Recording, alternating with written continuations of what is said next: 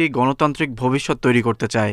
তাই আমরা অন্তর্বর্তী সরকারের সঙ্গে কাজ করতে প্রস্তুত। ডক্টর ইউনূসকে অভিনন্দন জানিয়ে গণতান্ত্রিকভাবে ক্ষমতা হস্তান্তরের কাজে অন্তর্বর্তী সরকারকে সহায়তার আশ্বাস দিয়েছে ইউরোপীয় ইউনিয়ন। ইইউর পররাষ্ট্র নীতি বিষয়ক প্রধান জোসেফ বোরেল বলেন, ক্ষমতা হস্তান্তরের এই প্রক্রিয়া হতে হবে শান্তিপূর্ণ ও অংশগ্রহণমূলক। ডক্টর ইউনূসের নেতৃত্বে গঠিত অন্তর্বর্তী সরকারকে অভিনন্দন জানিয়েছে চীন। চীনা পররাষ্ট্র মন্ত্রণালয় জানায়, ঢাকার সঙ্গে কাজ করতে প্রস্তুত বেইজিং। এদিকে বাংলাদেশ সরকারের সঙ্গে কাজ করতে আগ্রহী রাশিয়া। এক সাক্ষাৎকারে বিষয়টি নিশ্চিত করেছেন ঢাকায় রুশ রাষ্ট্রদূত Alexander মান্টিতস্কি।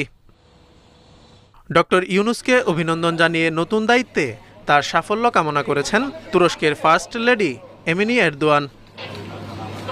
Zobayer Hussain, Independent news.